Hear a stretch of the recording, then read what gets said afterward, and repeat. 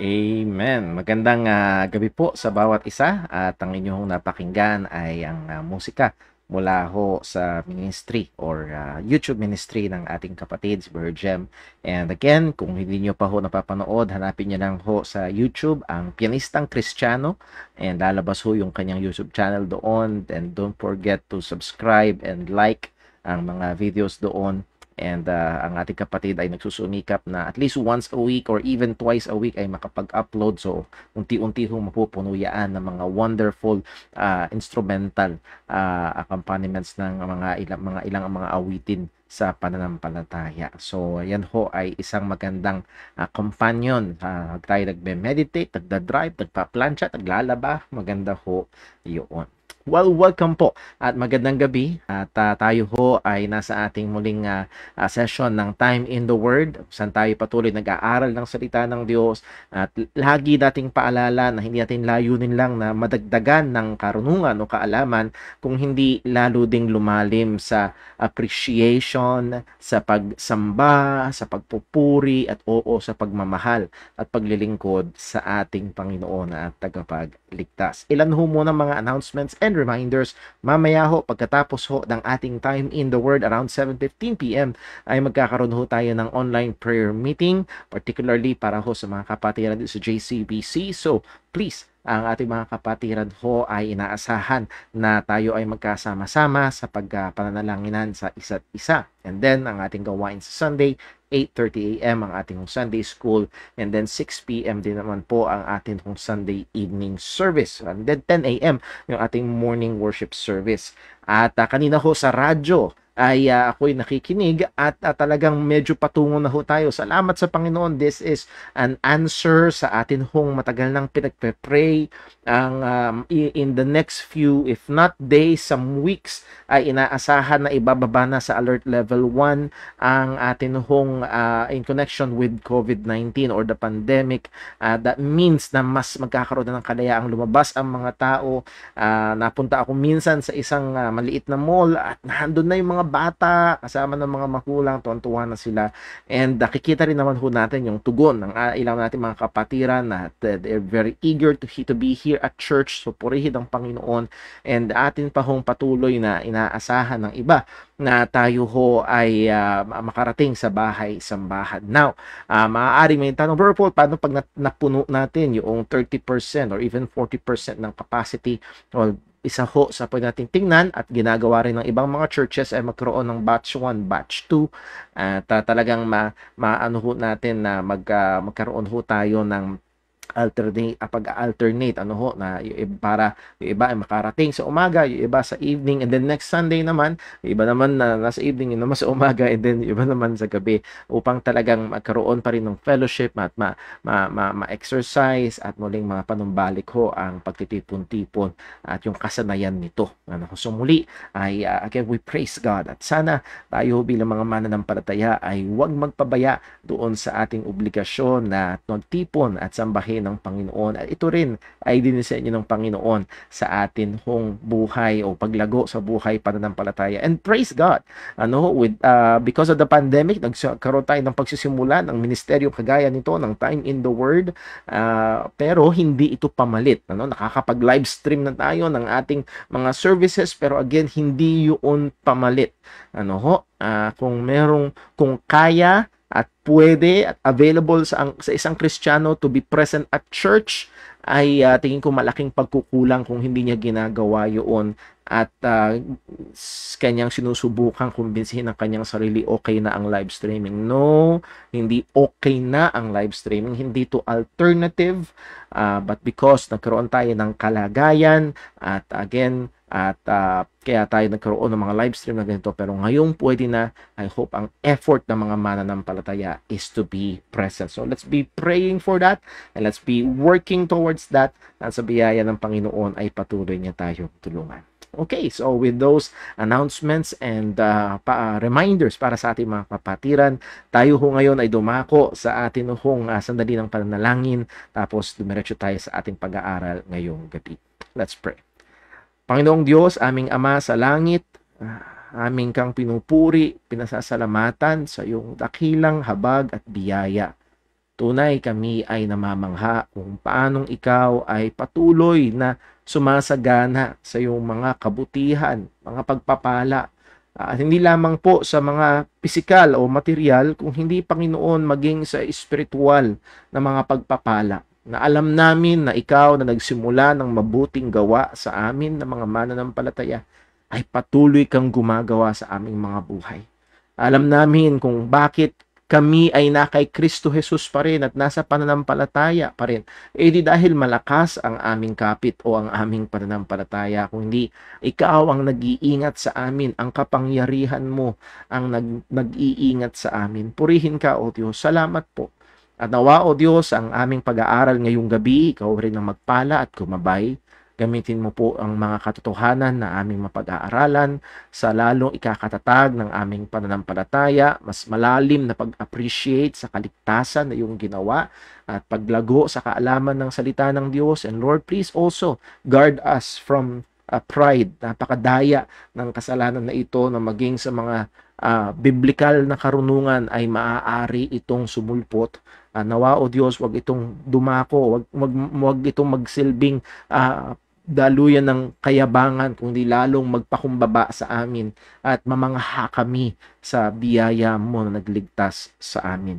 At muli, O Diyos, sa akin bilang tagapagturo, tulungan mo po ako, bigyan mo po ako ng wisdom at ang bawat isang makikinig at ang bawat isa sa amin, O Diyos, aming hinihiling na siyasatin mo kami. Linisin mo kami sa anumang mga pagkukulang at kasalanan laban sa iyo. Bigyan mo kami ng patuloy na kaseryosohan sa pakikipaglaban sa mga kasalanang nakatahan pa sa amin. Ang lahat ng kapurihan ay mauwi lamang sa iyo at dalangin namin ito sa ngalan ng aming Panginoong Hesukristo. Amen. Okay, so dumako ho tayo sa ating pinaka-lesson ngayong gabing ito. And handito pa rin ho tayo sa ating pag-aaral ng broader topic ng Doctrine of Salvation or Soteriology. And then we are tackling about God's effectual call. Actually, tonight matatapos natin ito. And again, hindi ito yung pinakamalalim na pag-aaral. Isa sa mga layunin ho ng pag-aaral ho natin ay kayo ay mainggan niya pa. That is, in your personal studies, ay ma-engage pa kayo sa mas malalim na pag-aaral ng salita ng Diyos para patungkol sa mga bagay ho na ito. At kung sakali na gusto nyo pa rin lumalim pa sa pag-aaral, pagbabasa, pwede nyo akong i-PM, pwede akong magpahiram ng mga libro, basta siguraduhin lang babalik or magbigay ng mga link ng mga resources na kung saan abundant online at libre, pwede ho yan. At you can just contact me or i-message nyo ho sa atin hong comment section. Okay, and speaking of comment sections, kung may mga questions along sa ating lesson, pwede nyo i-comment at yan ho ititinan ho natin mamaya pagkatapos ng ating hong pag-aaral. So dumako tayo sa ating sadaling review. We studied about radical or total depravity. That is, the totality of man is affected by sin. Then we looked at the teaching of sovereign election unto salvation, na ang Diyos ay soberanong pumili ng mga partikular na kanyang ililigtas. And then we are now tackling about application ng salvation, particularly ang God's effectual call, na ang Diyos ay tumatawag sa kaparaanan na ito ay epektibo. So, we defined when we borrowed itong definition ni Wayne Grudem, ang effectual calling ay ito daw ay act or gawa ng Panginoon, particularly ng Diyos Ama, na kung saan siya ay nagsasalita sa pamamagitan ng mga taong naghahayag ng ebanghelyo na tinatawag niya ang mga tao, particularly ang mga elect, sa kanyang sarili sa kaparaanan na sila ay tutugon sa pamamagitan ng pananampalataya sa kanilang ikaliligtas. So this is a very short but I think clear and simple definition ng tinatawag na doctrine of effectual calling. Romans 8 verse 30, at yun na lang red part ang basahin natin.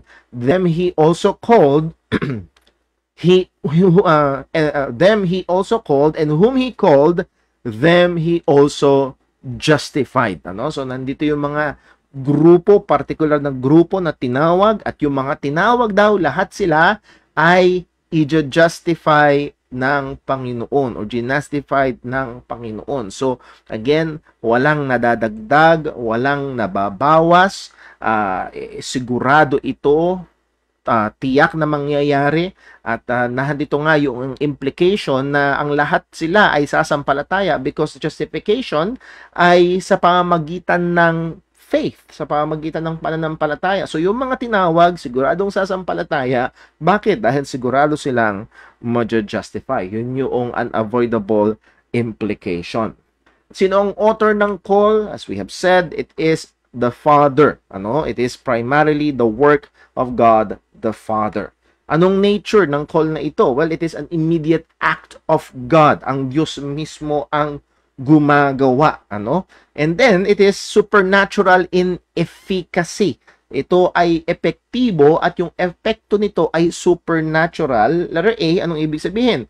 The effect is not secured by any natural means or human faculties.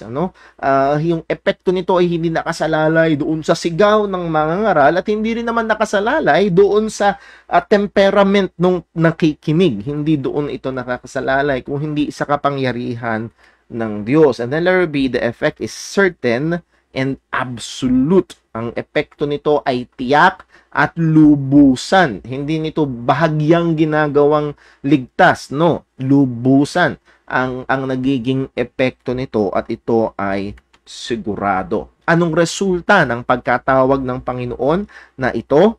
Anong nagiging resulta? With reference to God or in relation to God ay yung mga salvation blessings. Naalala nyo, we are called into fellowship, we are called into the marvelous light. So yun yung mga resulta nito, and then it gives us, yes, merong mga blessings, but it also brings in obligations. Nagpapasok ito bilang tinawag ng Panginoon, meron tayong obligasyon. Obligasyon na magpakabanal, obligasyon na lumakad sang-ayon ang karapat-dapat o mamuhay ng karapat-dapat sa pagkatawag sa atin ng Panginoon. And then number 2, with orientation to God's people. Kung tayo ay mga tinawag ng Panginoon, we are brought into fellowship and dealing with other believers, at yung paraan ng pakikipag-deal natin is in love and goodwill. So again, bahagi ito ng pagkatawag sa atin ng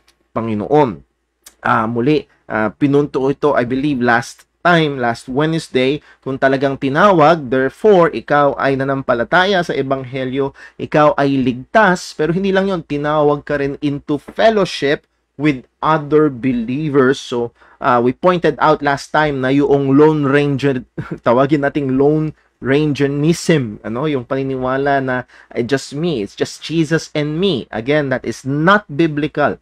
Yes, ang ating salvation, yung ating pananampalataya sa ikaliligtas ay personal na pananampalataya, pero yung buhay Kristiyano, yung pagkatawag sa atin ng tinawag tayo into fellowship with other believers, with fellowship among among the ibang mga tinawag din ng Panginoon.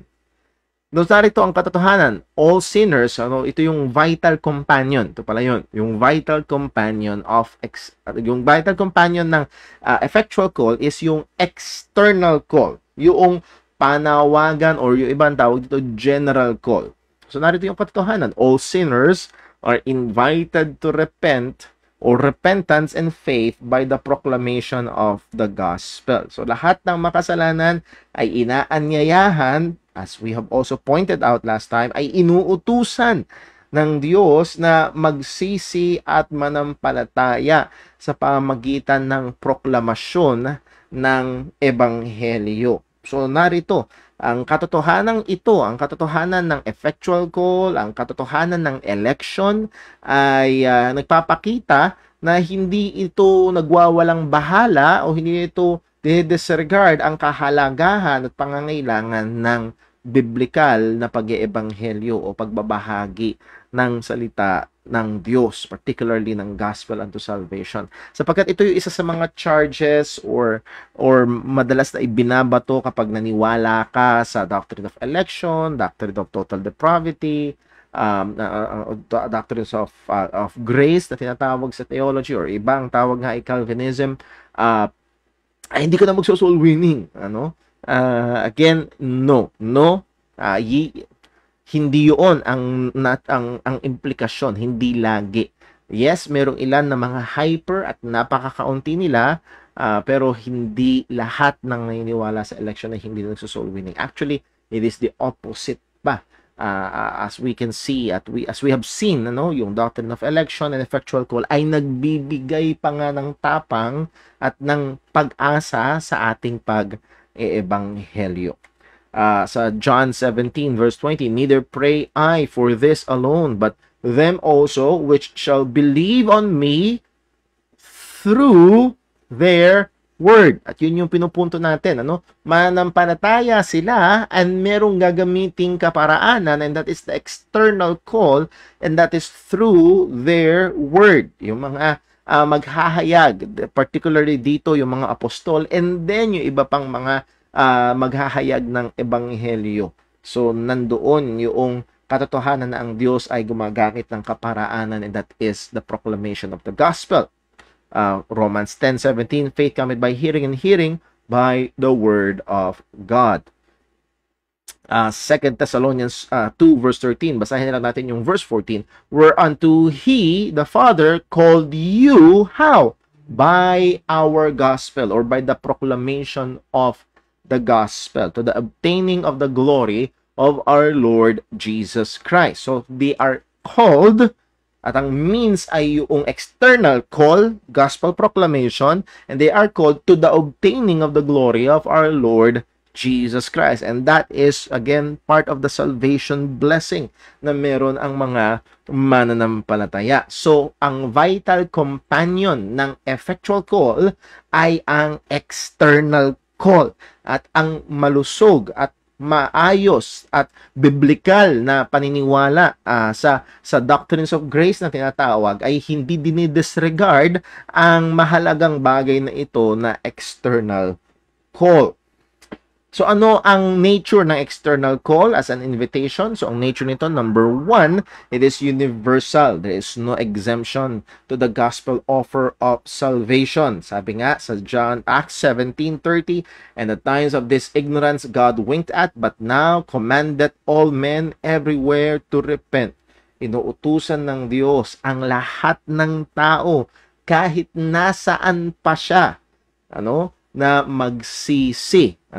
Hindi dito, huwag sanang pagkamalian na repent lang, walang faith. No, this is taken together sa lengguwahe ng mga apostol, particularly sa book of Acts. A call to repentance is also a call to faith, and call to faith is also a call to repentance. That's two sides of one coin, which is matatalakay natin as we go further sa ating doctrines of salvation, particularly dun pagdating sa topic ng lordship salvation.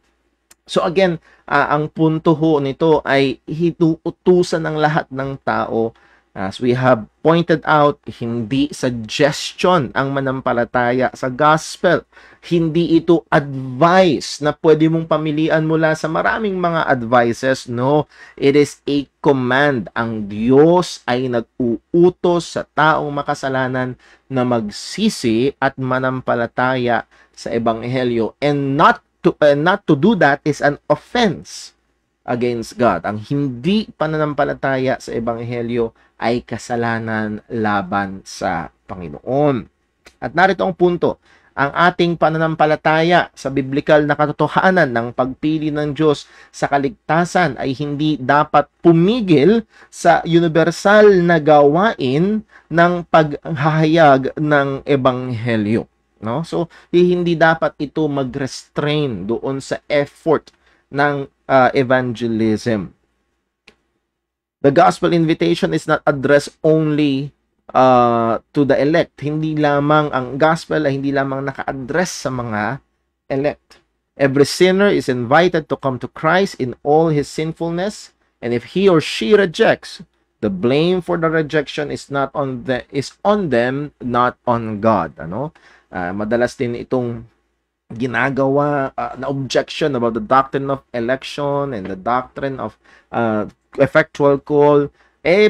Paano naman sila sasampalataya? Hindi pala sila binigyan ng pananampalataya, Lord. Di naman nila kaya pala . So, para bang ang Diyos ang may sala?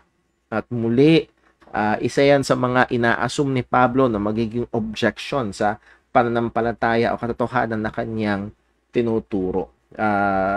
Again, hindi dapat maging ganun ang atin hong pananaw.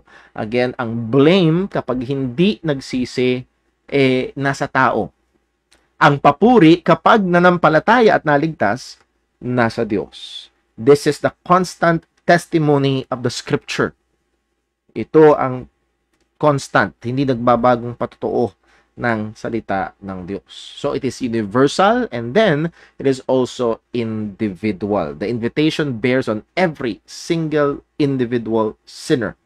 No? Inaanyayahan ng bawat isang makasalanan. Matanda man o bata, laking church man o hindi, nakapag-aral man o hindi, inaanyayahan ang bawat isa o inuutusan ng salita ng Diyos ang bawat isa na magsisi at manampalataya.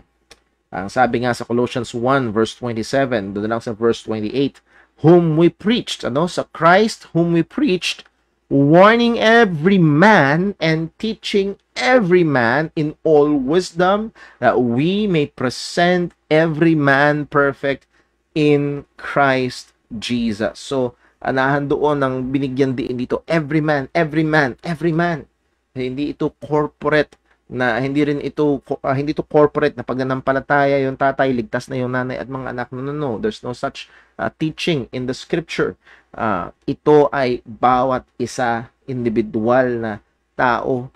So, gusto kong tawagin ng pansin na maaaring meron ditong mga nakikinig ngayon. Ikaw ay kabataan at lumaki ka sa pamilya. Salamat sa Diyos, ang nanay at tatay mo ay mananampalataya ni Jesus. Pero nais kong tanungin, ikaw ba? Ikaw ba ay mananampalataya ni Jesus?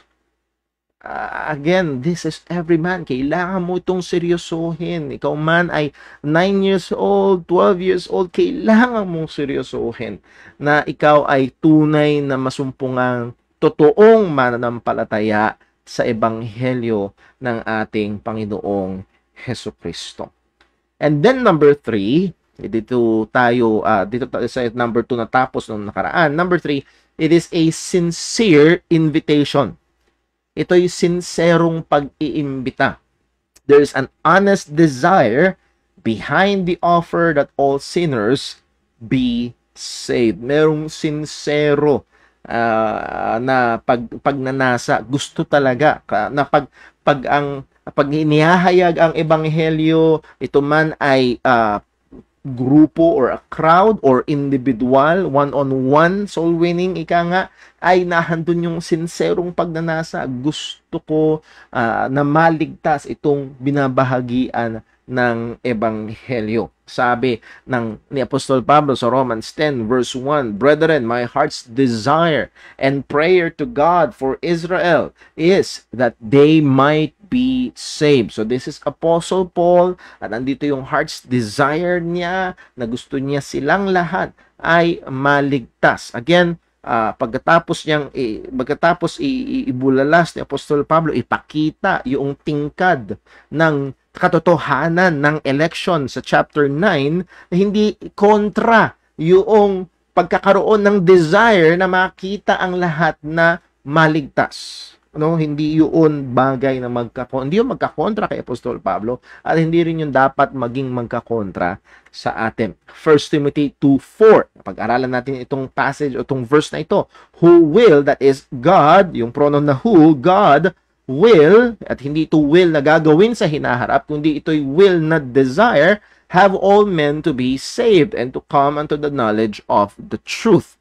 So, naalala niyo ho, dalawang possible interpretation dito na makikita natin na hindi ito kumukontra sa doctrine of election because election is God's will of decree, itinalaga ng Panginoon. Pero dito, yung will dito is God's will of disposition or desire. Hindi niya dinecree, pero ito ay desire or disposition ng Panginoon. Ito yung makakalugod sa Kanya that all men may be saved. So, huwag natin isipin na ang Diyos ay natutuwa at nagagalak sa langit kapag may pumupunta sa impyerno. No. Navivindicate ang justice ng Panginoon, yes. Nag-glorify ang kaluwalhatian ng Panginoon sa kanyang kabanalan at katwiran dahil pinarusahan niya ang makasalanan, yes. Pero hindi ibig sabihin na positively na nagagalak ang Panginoon kapag binabubulid ang isang kaluluwa sa impyerno. No. Andun pa rin yung katotohanan that He wills that man to be saved. Or, another interpretation nga dyan is that word all men is all kinds of men. Dahil sa verses 1 to 3, binigyan ng pansin those who are in authorities. Ano? So, yes, malapit ang ebanghelyo sa mga mabababa, sa mahihirap, 1 Corinthians chapter 1, pero hindi lang sila doon, maging lahat ng uri ng mga tao. Number next, note, some have contended that it is a contradiction with God's effectual calling only the elect, no? Dahil hindi natin pinaghihiwa-hiwalay ito. Ang Diyos ay pumili at sino lang yung tatawagin ng Panginoon? Siyempre, yung kanya lang mga pinili. Well, kung ang tatawagin lang ng Panginoon ay yung mga pinili, paano magiging sincero yung offer ng gospel, yung pagtawag natin na sa pananampalataya sa iba? Again, and sovereign election to salvation. So, hindi lamang yung effectual calling, maging yung election unto salvation. So, how can you sincerely offer the gospel to a person? Paano kung hindi yan kasama sa mga pinili? Yun yung isa sa mga madalas na kine-question at kaya nila itinatanggihan ang katotohanan ng sovereign election unto salvation. Well, ano ang solusyon? Well, first, narito ang mga maling solusyon. Una, deny the truth of election and effectual calling.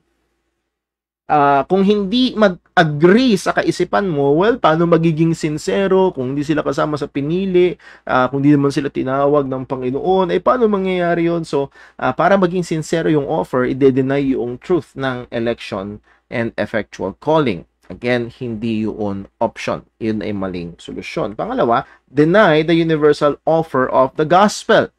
Ito naman yung opposite side na mali. Yung iba, dinideny yung universal offer of the gospel. That is, yung mga hyper-Calvinist na hinihintay na lang nila na ang Diyos ang magdala ng tao sa church at parang pag yung taong yun ay parang inihanda na ng Panginoon, preparationism ang tawag doon, may nakikita ka ng parang gawa at kilos at parang siya'y dinadala ng Panginoon kay Kristo, nun mo lang siya babahagian ng ebanghelyo. Merong mga ganun ang kanilang paniniwala. So these are two wrong solutions. Wrong na i-deny mo ang katotohanan ng election and effectual calling dahil ito ay katotohanan sa Biblia. And then, wrong din na i-deny ang universal offer of the gospel dahil ito ay katotohanan din sa Biblia. Ngayon, paano? Narito ang right solution. Accept both truths wholeheartedly. Tanggapin mo dahil parehong nasa Bible. Malinaw ang effectual calling ay nasa Bible. Malinaw na ang Diyos ay tunay ngang pumili ng mga partikular na mga taong kanyang ilig. Those are very true. Malinaw yun sa Bible. Hindi pwede at hindi dapat itanggi. And then pangalawa, malinaw din sa Bible ang universal invitation to come to Christ, to believe the gospel. So hindi rin yun dapat itanggi. Now, andito ang isa sa bagay na maaaring makatulong. We may not yet be able to logically reconcile them in our minds, but it does not mean that it is a false doctrine. Pag hindi mo mapag-reconcile sa isip mo, ang question, ito ba tinuturo ng Biblia? Malinaw ba ito? As we have seen, hopefully, nakita natin na malinaw ang election, malinaw ang Diyos ay tumatawag talaga ng epektibong pagtawag sa pagliligtas, and then malinaw din na ang paghahayag ng ebanghelyo ay sa lahat at lahat ng makasalanan ay inuutusan na magsisi at manampalataya. So again, these truths ay nasa Biblia at hindi man natin sa ngayon logically sa ating sariling kaisipan, minsan nandun talaga yung struggle, and minsan hindi lang logically ang struggle, but sometimes emotionally lalo na kung long held faith, matagal mo nang pininiwalaan, ang kontra sa election, minsan may emotional struggle. Hindi natin itinatanggi yun. Nangyayari talaga yun. At nawa tulungan tayo ng Panginoon na ma-overcome ang mga yun. Nevertheless, kailangan nating kilalanin ang mga katotohanan na ito. Hindi yakapin ng isa at itapon yung isa, kung dahil ito ay parehong katotohanan sa salita ng Panginoon. So, the offer of the gospel is sincere. Pag kinakausap natin yung tao, at ang tao ay makasalanan, ay pwede nating sabihin sa kanya na siya ay inaanyayahan. Oo, siya ay inuutusan ng Diyos na manampalataya at magsisi at manampalataya sa Ebanghelyo ni Kristo. So, some personal applications. Number 1, demonstrate sincerity and passion for the salvation of sinners. Sana makita, sana naririnig. Sana hindi lang dahil hindi lang tayo makapag-dispense ng katotohanan. Alam mo yun, masabi mo lang sa isang sana manahan doon. I'm not saying na dapat maging madrama yung evangelism o presentation ng gospel, but there is that sincerity and passion para sa salvation ng mga makasalanan. Hindi lang para ipakita, soul winning yata. No. That's wrong na yung sarili mo ang gusto mong ipakita. No. Ang layunin mo ay dalhin si Kristo sa mga hindi pa mananampalataya. Matthew 9 verse 36, we can see here the compassion of our Lord Jesus Christ himself. Ang sabi, but when he saw the multitudes, he was moved with compassion on them. Now, ito yung minsan delikado sa mga naniniwala sa Reformed theology or election. On them the elect. No. He was moved with compassion on them because they fainted and were scattered abroad and as sheep having no shepherd. So nakita ng Diyos, nakita ni Jesus sila, and he was moved with compassion. With regarding this compassion sa mga hindi pa mananampalataya, sabi ni Spurgeon na ito, behold the compassion of a mother for her child, expiring with thirst, and remember that such a compassion ought all Christians to feel towards souls that are perishing for lack of Christ, perishing eternally, perishing without hope of salvation. Ito ay galing sa isang preaching ni Spurgeon. I believe ang ginamit niyang text dito ay patungkol doon sa nakalimutan ko yung pangalan ng character sa Bible. Hindi ko talaga maalala. Hindi naman si Gomer. Na yung kanyang anak ay nakikita niyang mamamatay na sa uhaw, at yun yung ginamit niya, yung compassion ng nanay para sa anak na mamamatay na sa uhaw. Kailangan din daw tandaan ng lahat ng mga Kristiyano na ito rin daw yung compassion na kailangan nating maramdaman para sa mga kaluluwa na mapapahamak na dahil wala si Kristo. Dahil hindi sila sumasampalataya si Kristo, at yung kapahamakan nila ay isang eternal na kapahamakan na walang anumang pag-asa ng kaligtasan liban na sila'y manampalataya kay Jesus. So again, this is calling us to have compassion sa iba na mga wala pa sa kaligtasan. So again, the nature of external call as an invitation, it is a sincere call, and it calls us to have compassion. And then number 2, demonstrate reliance upon God's effective call in evangelism.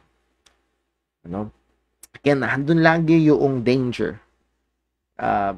Ako bilang isang mangangaral, alam ko may mga pagkakataon na kailangan ko pa ring bantayan yung aking sarili, na madaling dumulas na magtiwala ka doon sa effort mo, doon sa compassion mo. Yung iba, meron mga pagkakataon na kung meron ilang mga mangangaral na parang ang kapangyarihan ay nasa pag-iyak nila. Pag naiyak sila, kapag talagang naging madrama, yun na, effective na ang preaching. No. We must demonstrate reliance upon God's effective call in evangelism. Ang tiwala pa rin ay nasa ating Ama sa langit.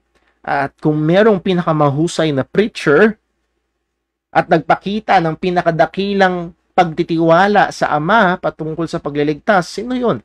Walang iba kundi ang ating Panginoong Hesukristo. Ang sabi niya sa John 6 verse 41, kung pagbinasa niyo ang buong John chapter 6, makikita natin dito na nangaral ang ating Panginoong Jesus, pinakita niya ang kanyang sarili sa siya ang tinapay ng buhay, at siya ang basically saying he is the Messiah, he is the Savior.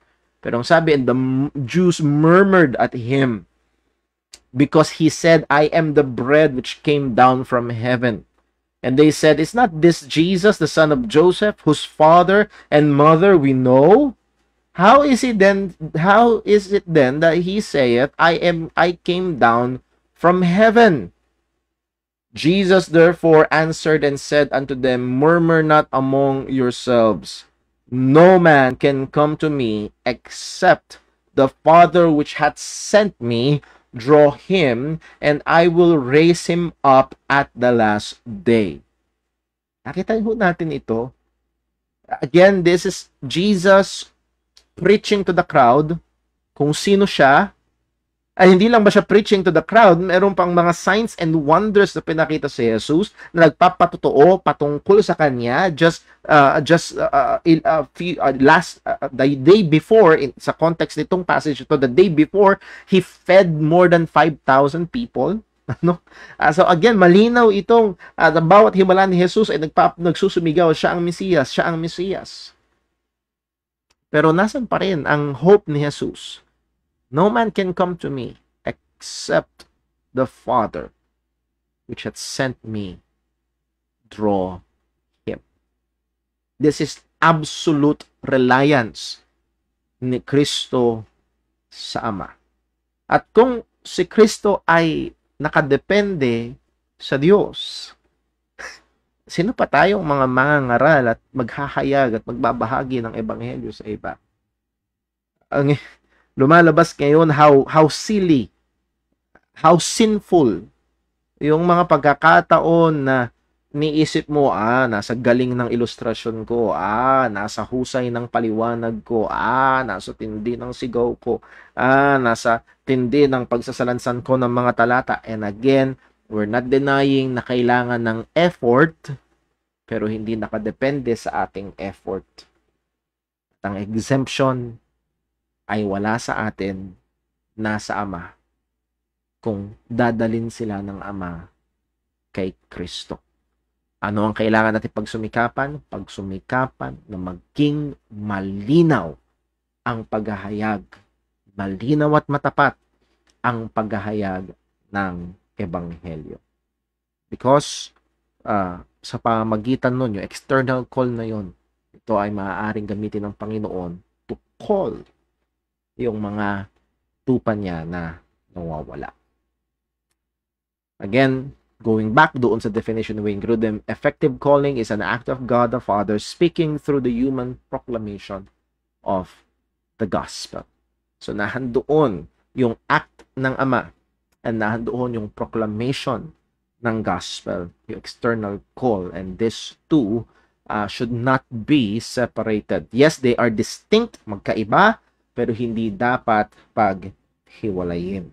2 Thessalonians 2:14, whereunto he called you by our gospel or by our proclamation of the gospel. So muli ang punto ito, effectual call is the supernatural work of God in and through the external call. So muli, nandoon yung pag-asa ng tagapaghayag ng ebanghelyo, pag-asa ng missionary, pag-asa ng soul winner, ay wala doon sa sinner at wala sa soul winner, kundi ang pag-asa ay nasa Diyos na epektibong tumatawag. So we can go on and we must go on in evangelism. Lalo pa tayo magpursige. Bakit? May pag-asa. Dahil ang Diyos ay tumatawag. So again, hindi ito ang lahat-lahat patungkol sa effectual call, but I hope this will encourage us to study further about this particular aspect ng atin hong salvation. Tayong na mga ligtas na, tayo na mga nasa pananampalataya na, kung sasagutin natin ng tanong, isa sa mga tanong, paano nangyari yun? Paano nangyari na tayo sumampalataya? Well, ang isa sa mga sagot ay ito, tinawag niya tayo. Tinawag tayo ng Panginoon. At salamat sa Diyos, tinawag niya tayo. At kung hindi, wala tayong kaligtasan.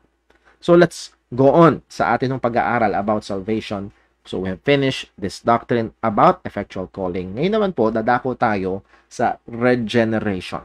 Regeneration. Parte ng aplikasyon ng salvation, pag-apply ng salvation sa makasalanan ay ang doktrina ng regeneration, or familiar term is being born again, kapanganakang muli. Tingnan ho natin. Effectual call is the supernatural work of God in and through the external call. Okay? Magiging masinsin ho tayo sa paghihimay nito. Itong effectual call na ating natapos pag-aralan ay yung paggawa ng Diyos sa at sa pamamagitan ng external call. Now, ito ang pagkakaiba. Regeneration is the supernatural work of the Holy Spirit in the sinner to enable him or her to respond. Okay? Nakikita niyo yung pagkakaiba nito. Ang regeneration o ang rebirth, ang born again, ay paggawa ng banal na spirito naman doon sa makasalanan. Okay? So, ang effectual call ay through the external call. Ang regeneration naman is external call ay work ng Panginoon sa ang effectual call ay work ng Panginoon through the external call. Ang regeneration ay work ng banal na spirito directly sa sinner, sa makasalanan. Okay, so pinag-iiba ho natin. Note, bakit natin to pinag-iiba? Well, there are some theologians na makikita pag nagbasa ho kayo ng theology, madalas pinapackage nila ang dalawang ito na magkasama. Ginamit ko ho yung ilustrasyon ng coin. Sabi ko natin kanina, this is two sides of one coin. Ganun din kung paano ang effectual call ay kaakibat itong external call, ganun din ang effectual call, kaakibat nito ang regeneration. Hindi ito magkahiwalay. Ito ay magkasama, magkaiba pero magkasama. Madalas itong pinagsasama ng mga theologians. Now, merong ilang mga theologians din na tinitreat ito na pareho lang.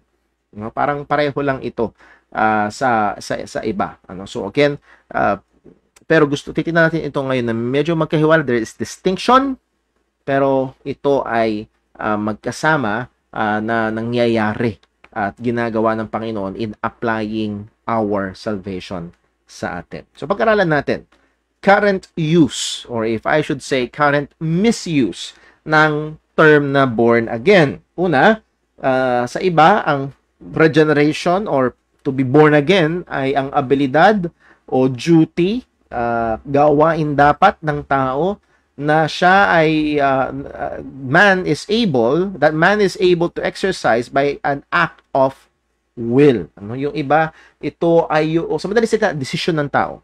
Ang born again, ang regeneration ay nakabase sa desisyon ng tao kapag nag-decide siya na tanggapin si Jesus.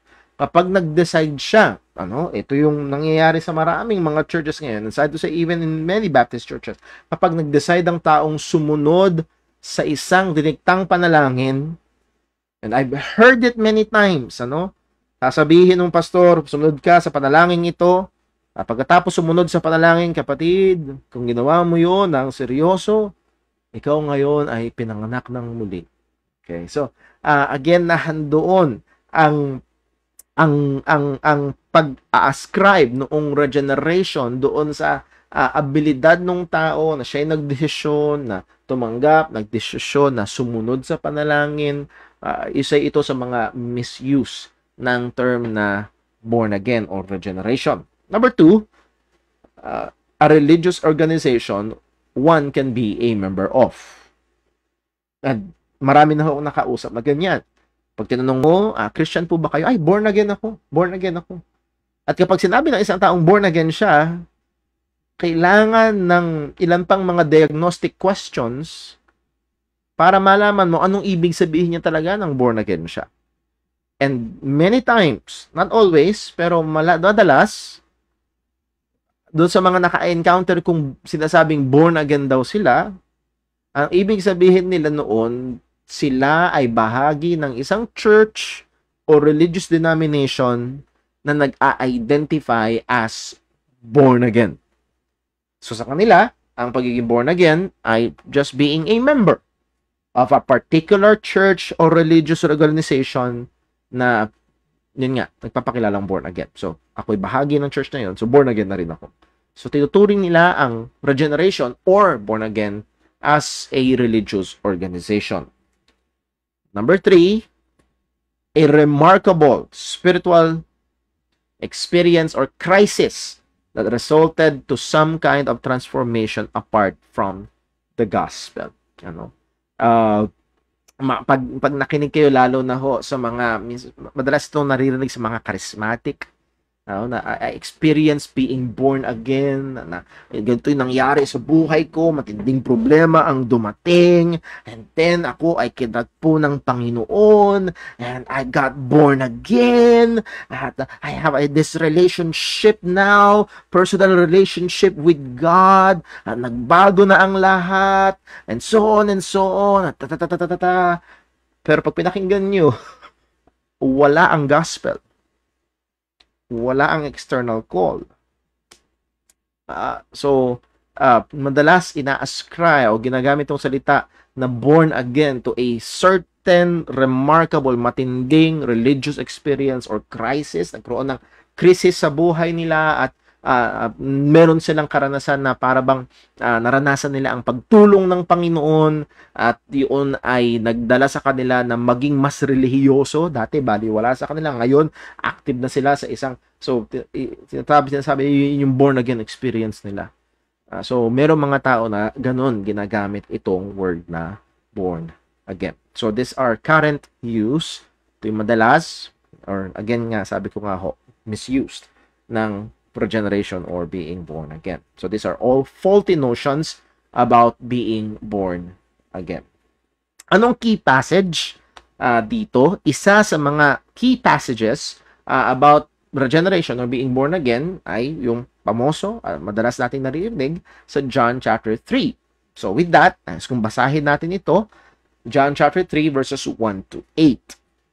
There was a man of the Pharisees named Nicodemus, a ruler of the Jews. The same came to Jesus by night. By the way, footnote, ruler of the Jews, meaning siya ay leader, mataas ang posisyon. So hindi to basta-basta tao. Siya ay isang pariseo, hindi lang siya basta pariseo, siya ay mataas ang posisyon sa mga pariseo. So hindi ito'y VIP na tao. The same came to Jesus by night and said unto him, Rabbi, we know that thou art a teacher from God, for no man can do these miracles that thou doest except God be with him. Now, verse 3, Jesus answered and said unto him, Verily, verily, I say unto thee, except a man be born again, he cannot see the kingdom of God. Verse 4, Nicodemus saith unto him, How can a man be born when he is old? Can he enter the second time into his mother's womb and be born? Jesus answered, Verily, verily, I say unto thee, except a man be born of water and of the Spirit, he cannot enter into the kingdom of God. That which is born of flesh is flesh, and that which is born of the Spirit is spirit. Verse 7, Marvel not that I said unto thee, ye must be born again. And in verse 8, familiar verse sa ating mga kapatid sa JCBC, the wind bloweth where it listeth, and thou hearest the sound thereof, but canst not tell whence it cometh, and whither it goeth. So is everyone that is born of the Spirit. Makita natin sa verse 8 na ang pagiging born again ay born of the Spirit. That means it is an act, a work by the Holy Spirit of God.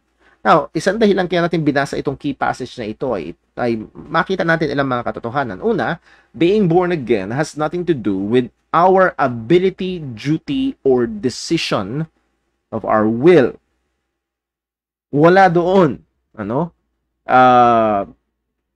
Maraming presentasyon ng pagiging born again o pag magdesisyon kang tanggapin si Jesus at mabuborn again ka. No. Kung sabi ni Jesus sa John chapter 3, except you must be born again, then sa verse 8, ito'y gawa ng banal na spirito. So, hindi ito nakabase sa atin, hindi ito sa ating kalooban. Actually, sa John chapter 1 verse 13, ito ay not of the will of man or of the flesh, but by the will of God. Hindi nakabase sa kalooban ng tao. So, again, being born again has nothing to do with our ability, duty, or decision of our will. So, kaya nakita natin kanina, it is really a misuse ng word na born again. Number 2, being born again has nothing to do with religious denominations. Hindi dito sinasabihan ng Panginoong Jesus si Nicodemo, humanap ka ng church na born again, then umanib ka doon. No. Nothing whatsoever regarding that. So, again, yung paniniwala ng pagiging born again ay pag-anib sa isang born again church, not biblical, hindi tama paniniwala. Number 3, yes, being born again is an spiritual experience because it is the work of the Holy Spirit, but it cannot be separated from the gospel.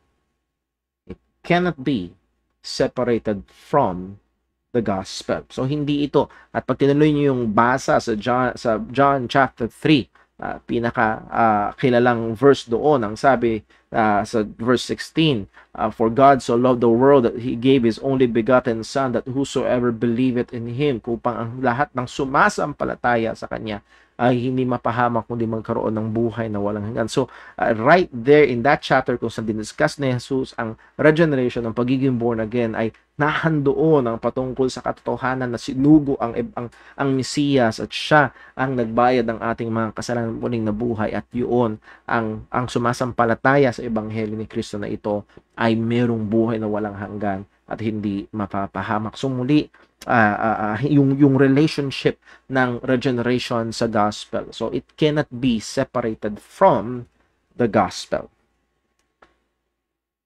Pag-aralan naman natin regeneration and total depravity. Its connection with total depravity.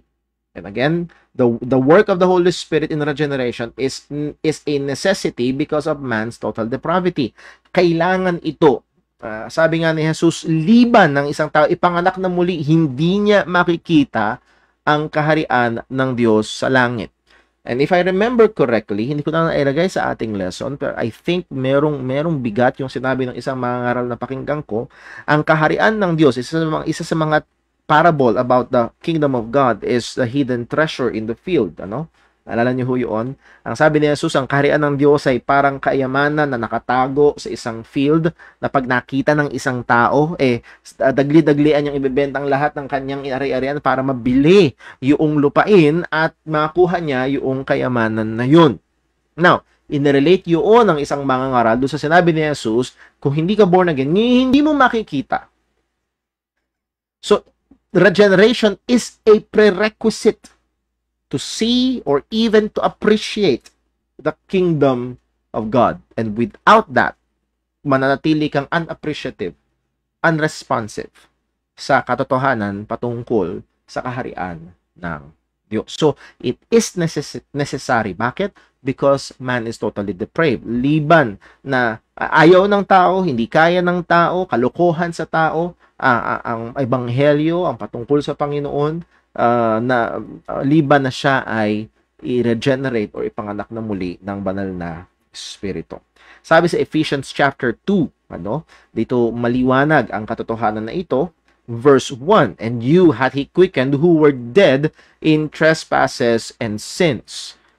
Verse 2, anong larawan natin? Anong itsura? Anong kalagayan? Wherein in time past, ye walked according to the course of the world, according to the prince of the power of the air, and the spirit that now worketh in the children of disobedience, among whom also we all had our conversation in time past, in the lust of of our flesh, fulfilling the desires of the flesh and of the mind, and were by nature the children of wrath, even as others.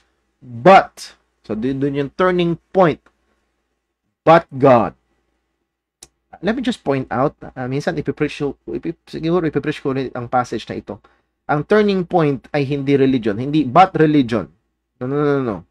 But God, who is rich in mercy, for his great love wherewith he loved us, even when we were dead in sins, hath quickened us together with Christ. So yung quickening, that word quickened, Old English meaning made alive.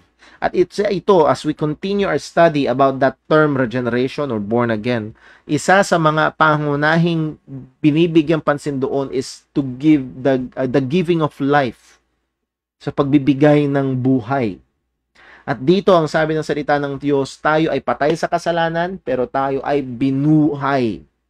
This is spiritual quickening, spiritual na pagbibigay buhay, and that is what regeneration is. So mula sa kalagayan ng pagiging patay sa kasalanan, tayo ay binigyang spiritual na buhay ng Panginoon. At ang layunin noon, bakit? Upang tayo ay tumugon, upang makita natin ang kaharian, upang makita natin si Kristo, at tayo ay tumugon at manampalataya sa Ebanghelyo. Isang definition ng regeneration, at let me borrow itong definition J.I. Packer. Regeneration is the spiritual change wrought in the heart of man by the Holy Spirit, in which his or her inherently sinful nature is changed so that she can respond to God in faith and live in accordance with his will. It extends to the whole nature of man, altering his governing disposition, illuminating his mind, freeing his will, and renewing his nature. So again, nandoon yung sinabi sa taas, it is the spiritual change wrought in the heart of man by the Holy Spirit. Again, sabi niya, regeneration or new birth is an inner recreating of fallen human nature by the gracious sovereign action of the Holy Spirit. So nakita natin na yung ganda ng katotohanan na ito. Yes, napakapangit ng kalagayan ng tao. We are totally depraved, totally affected by sin. Ayaw natin sa Panginoon. Maaaring morally good ka, maaaring religious ka. Hey, take note, even Apostle Paul sa Ephesians 2 verse 3, sinama niya yung kanyang sarili doon sa kalagayan, being very religious, sinama niya yung kanyang sarili doon sa patay sa kasalanan. Pero salamat sa Diyos, siya ang nagbigay buhay. Siya ang nag-regenerate, siya ang nag-born again sa atin. Kaya tayo ay nagkaroon ng kakayahan na tumugon sa panawagan ng ating Panginoon. So makikita natin na handun yung dalawa. God calls through the external call. The Holy Spirit regenerates the sinner. Siya ay tutugon sa tawag ng Panginoon. So, I hope na tayo ay excited na matuto pa, malaman pa ang mga katotohanan na ito. As Apostle Paul said, na kalooban ng Diyos na tayo ay lumalim pa, mas maunawaan pa natin yung haba, yung lawak, yung lalim, yung laki, yung kadakilaan ng kaligtasan na ginawa ng Diyos para sa atin. O dito magtatapos yung ating lesson ngayong gabi. Bago tayo dumako sa ating panalangin, inang ko lang muna kung meron hong mga questions. Wala naman po ngayon dito sa ating comment section. Tingnan ko lang kung meron hong nag-text sa akin.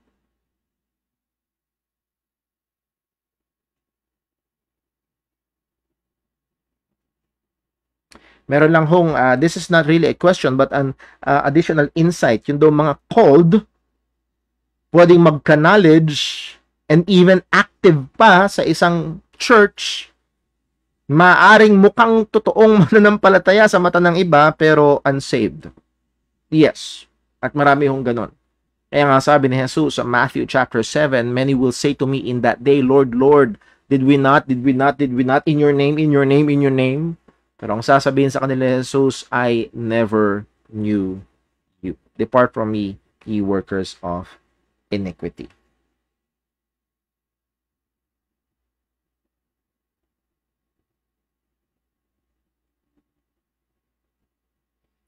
Pwede ba na true born again yung believer ng faith plus works?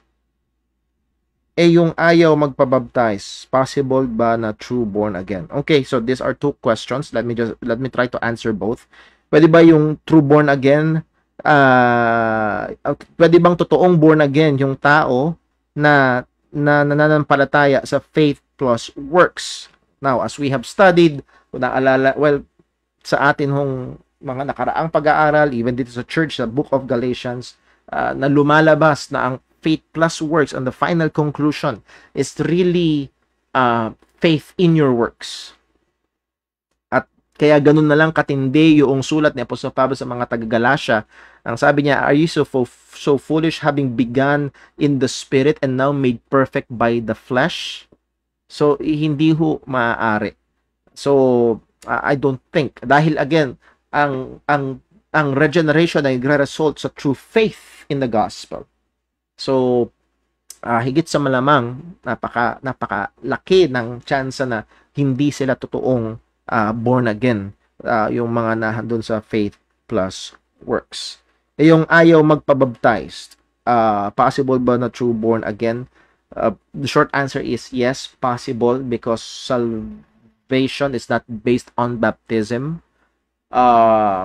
Now, yung ginamit na salita dito, ayaw magpabaptize, tinatanggihan niya, and I'm assuming na naipaliwanag na sa kanya, napakita na sa kanya na ito'y obligasyon ng isang Kristiyano, ito'y inutos ng Panginoon, ito'y kalooban ng Panginoon, and this baptism identifies you with Christ.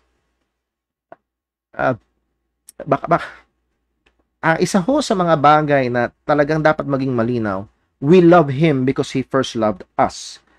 Kung totoong naranasan mo ang pagmamahal ng Diyos, that is the saving love of God, ang isa sa mga hindi maiwasang resulta ay mamahalin mo ang Diyos. Mamahalin mo ang nagligtas sa iyo.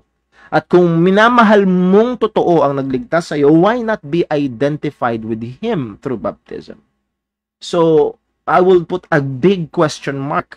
Again, ang ginamit ng salita dito, ayaw magpabaptize. So, ang assumption ko, na ipaliwanag na sa kanya, naturuan na siya, naging hindi siya disagree doon sa katotohanan, pero he's choosing to reject, nanatili siya na ayaw, malaking question, higit sa malamang, ay hindi siya born again, that is, hindi pa siya tunay na sumasampalataya.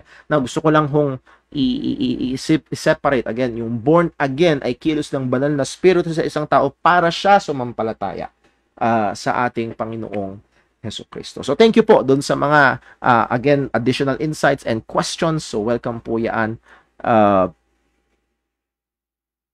Meron pa ho isang habol na question ho dito sa ating comment section. Bakit kaya may natira pang mga kasalanan noong na-regenerate tayo? Isa ho sa may tanong is word na bakit. The only way sa ngayon na maaari ko sagutin ito dahil ganito dinisenyo ng Panginoon ang pagkaranas natin ng kaligtasan. Pwedeng gawin ng Diyos na nung tayo ay pinanganak niyang muli at sumampalataya sa Ebanghelyo, wala.